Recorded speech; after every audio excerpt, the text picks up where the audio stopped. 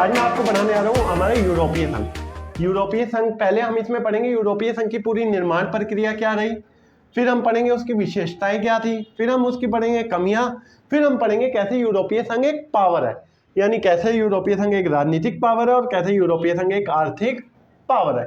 देखो कोई भी चीज जब हम पढ़ते हैं तो सबसे पहले उसकी निर्माण प्रक्रिया को जानना बहुत जरूरी है कि आखिरकार वो बना कैसे।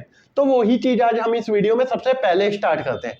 ये हमारे क्लास 12th की पॉलिटिकल साइंस की वीडियो रहने वाली है। और हाँ, अगर इसे देख लिया ना, इससे भाई यूरोपीय संघ से कोई क्वेश्चन नहीं आएगा। और हाँ, आप हमारे चैनल पे विजिट करें, उससे पहले मैंने चाइना के साथ भारत के रिलेशन और चाइना ने कैसे अपनी इकोनॉमी का उत्थान किया और आसियान की वीडियो डाल चुका हूँ। ये मैं तीसरे वीडियो में डालने वाला हूँ जो यूरोपीय संघ है। तो आप देखो यूरोपीय संघ की निर्माण प्रक्रिया। देखो दूसरा विश्व युद्ध हुआ कब से कब तक, 1939 टू 1945। अब दूसरे विश्व युद्ध में भैया अच्छे अच्छे देश चरमरा गए, उनकी अर्थव्यवस्था बिल्कुल डाउन हो गई। ऐसा ही यूरोप के देशों के साथ हुआ। यूरोप के मैक्सिमम देशों की अर्थव्यवस्था बिल्कुल डाउन हो गई, जिस वजह से यूरोप के देश बिल्कुल इकोनॉमिक उनकी आर्थिक व्यवस्था थी, उनकी अर्थव्यवस्था थी, वो बिल्कुल गतिरुद्ध हो गई। अब उस गतिरुद्ध अर्थव्यवस्था को थोड़ा बल देने के लिए, थोड़ा फोर्स देने के लिए अमेरिका ने उसकी मदद की, जिसे किस नाम से जाना गया, मार्शल योजना।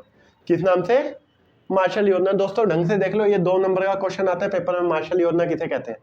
ठीक है, तो जब अमेरिका ने यूरोपीय संघ के देशों की, यूरोप महाद्वीप के देशों की मदद करी, ठीक है, किस चीज के लिए, उसकी अर्थव्यवस्था का उत्थान करने के लिए, उसी को किस नाम से जाना गया, मार्शल योजना।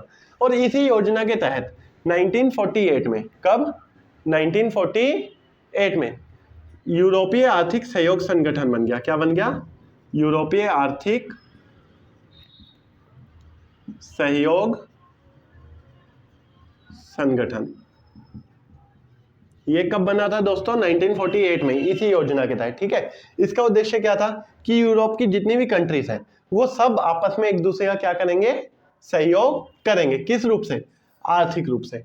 और अब धीरे धीरे ये जो आर्थिक संगठन था, जो यूरोपीय संघ एक आर्थिक रूप ले रहा था, वो धीरे धीरे राजनीतिक संगठन में बदलने लगा।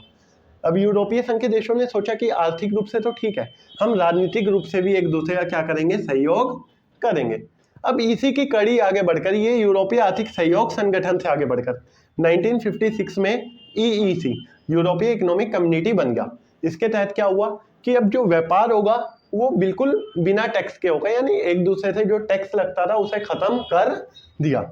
और इसी 1949 की कड़ी आगे 1979 में, यानी जो यूरोपीय राजनीतिक सहयोग परिषद बना था, सहयोग संगठन बना था, वो आगे चल के किसमें चेंज हो गया, यूरोपीय पार्लियामेंट में। यानी अब यूरोप की पूरी राजनीति एक हो गई, सब यूरोप के देशों की राजनीति को कॉमन कर दिया गया। किसके माध्यम से, यूरोपीय पार्लियामेंट के माध्यम से। और 1992 में जिस चीज का सपना यूरोप के देशों ने देखा था वो पूरा हुआ, maastricht संधि हुई, उस पर सिग्नेचर हुए और यूरोपीय संघ बनकर तैयार हो गया। यानी ये प्रक्रिया थी जिससे यूरोपीय संघ ने एक आर्थिक संगठन से, एक छोटे से संगठन से कैसे एक विकराल रूप लिया और एक राजनीतिक संगठन के रूप में भी बदल गया। पेपर में क्वेश्चन कई तरीके से आता है। क्वेश्चन या तो ये आ जाएगा कि यूरोपीय संघ की निर्माण प्रक्रिया समझाइए, या फिर क्वेश्चन ये आ जाएगा कि कैसे यूरोपीय संघ एक आर्थिक संगठन से राजनीतिक संगठन का रूप लेता गया, समझाइए। क्लियर। अब हम समझते हैं कि इसकी विशेषताएं क्या रही। तो देखो यूरोपीय संघ का एक साझा झंडा है, एक साझी मुद्रा है जिसे यूरो कहते हैं, है ना। उनकी एक साझी संसद है, पार्लियामेंट, मैंने बताया ना 1979 में उन्होंने एक कॉमन पार्लियामेंट बना ली। और उनका एक साझा राष्ट्रीय गान भी है। ये सब तो होगी उसकी विशेषताएं। देखो एक इंसान हो, एक मशीन हो, या कोई भी चीज हो, ऐसे ही एक संगठन है ये, इसकी भी कुछ कमियां होंगी। जैसे एक इंसान की, एक मशीन की, हर एक चीज की कमियां होती हैं, वैसे ही संगठन की भी कमियां होंगी। तो इसके संगठन की कमियां क्या थी, आपस में विदेश नीति का ना मिलना। यानी 12 के 12 देश है, 12 के 12 देशों की कभी कभी विदेश नीति में थोड़ा बहुत ऊंच नीच हो जाता है ना, आपस में उनकी विदेश नीति नहीं मिलती। और उन्होंने फिर अगली कमी, एक साझा संविधान बनाने की कोशिश की, लेकिन वो कहीं ना कहीं असफल रही और वो एक साझा संविधान बनाने में असमर्थ हुए। और तीसरी कमी और चौथी कमी एक ही कॉमन पॉइंट में तुम्हें निकल जाएगी कि जो स्वीडन और डेनमार्क, इसके 2 देश हैं, एक स्वीडन एक डेनमार्क। स्वीडन और डेनमार्क ना ही maastricht संधि को मानते हैं, ये आप तीसरा पॉइंट लिख सकते हो। और ना ही वो उधर की मुद्रा यूरो को मानते हैं। ये आप चौथा पॉइंट लिख सकते हो। क्लियर? 4 कमियां हो गई, एक विदेश नीति का न मिलना, संविधान बनाने की एक जो असफल प्रयास रहा, और तीसरी कमी होगी स्वीडन और डेनमार्क उधर की मास्ट्रिच संधि को नहीं मानते जिसके तहत यूरोपीय संघ बना है, और चौथी कमी होगी कि वो मुद्रा यूरो को भी नहीं मानते। क्लियर? अब हम देखेंगे कि कैसे यूरोपीय संघ एक आर्थिक शक्ति और कैसे एक राजनीतिक शक्ति के रूप में है। तो पहले हम आर्थिक शक्ति देखते हैं। देखो, जो यूरोपीय संघ की मुद्रा है यूरो, वो आज के समय में डॉलर के लिए खतरा बन रही है। डॉलर अमेरिका की करेंसी है, सबसे पावरफुल करेंसी है वर्ल्ड की, है ना, उसी के लिए खतरा बनती आ रही है क्या? यूरो। और सेकंड चीज, 2016 के आंकड़ों के हिसाब से देखें तो अमेरिका की यूरोपीय संघ की जीडीपी 17,000 अरब डॉलर है, जो कि लगभग अमेरिका के बराबर हो रही है।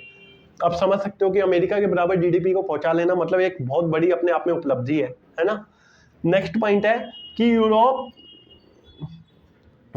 तो खुद ही है, अफ्रीका और एशिया। यूरोपीय कंपनियों का प्रभाव हमें अफ्रीका और एशिया में भी देखने को मिलता है। अब देखो, ये दूर दराज के महाद्वीप है ना। अब मैं बोलूं कि मैं इस हाथ को ऐसे पकड़ के दीवार को छू सकता हूं, तो ये तो इम्पॉसिबल है ना। अगर मैं ऐसे छू पा रहा हूं तो मेरे में कोई ना कोई एक पावर है ना। ऐसे ही यूरोपीय संघ की बात समझो। यूरोपीय संघ की कंपनी अगर यूरोप तक रहती तो मानते कि हाँ भाई नॉर्मल है, लेकिन उसकी कंपनियां दूसरे महाद्वीपों में भी फैली हुई है, जैसे अफ्रीका और एशिया। क्लियर? नेक्स्ट पॉइंट है कि अमेरिका से 3 गुना व्यापार की करता है। पूरे जो विश्व व्यापार है उसमें अमेरिका से 3 गुना ज्यादा व्यापार किसका है? यूरोपीय संघ का।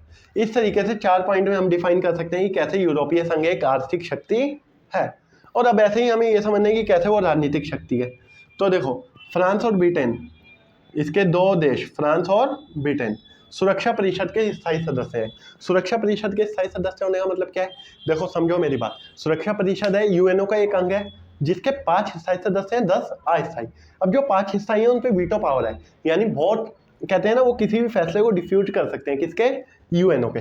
तो अगर वो यूएनओ के किसी भी फैसले को डिफ्यूज करने की हिम्मत रखते हैं तो उसके 2 देश शामिल हैं, फ्रांस और ब्रिटेन। समझ सकते हो कि कितनी पावर होगी उस संगठन में, है ना। और सेकंड चीज, 550 से ज्यादा परमाणु हथियार हैं, किस पे? फ्रांस और ब्रिटेन को मिलाकर। ठीक है। तीसरा पॉइंट, दूसरी सबसे बड़ी सेना, दुनिया की दूसरी सबसे बड़ी सेना यूरोपीय संघ के पास ही है। पहली अमेरिका, दूसरी यूरोपीय संघ। और प्रौद्योगिकी के मामले में भी विश्व में दूसरा स्थान किसका है? यूरोपीय संघ का। उम्मीद करता हूँ आपको पूरे ये यूरोपीय संघ का कॉन्सेप्ट क्लियर हुआ होगा। अगर वीडियो अच्छी लगी हो तो लाइक और शेयर करें, और हाँ ज़्यादा से ज़्यादा कमेंट करके बताएं कि अगर कोई कमी भी रह दी है हमारे वीडियो बनाने में तो वो भी हमें सजेस्ट करें, हम उसे दूर करेंगे। और हाँ दोस्तों, जल्द से जल्द हम आपके लिए नोट्स भी प्रोवाइड करेंगे। तो अब जो इससे अगली वीडियो आएगी, यानी अगला चैप्टर होगा, उसमें बहुत ही इंटरेस्टिंग कहानियाँ होने वाली हैं। वो कहानियाँ क्या होंगी? अपने पड़ोसियों के साथ। आपको पता ही है पड़ोसियों के साथ कैसे संबंध होते हैं ना। हम देखेंगे कि कैसे बांग्लादेश, कैसे हमारे पाकिस्तान के संबंध है। पाकिस्तान के साथ तो संबंध काफ़ी खट्टे मीठे थे, है ना।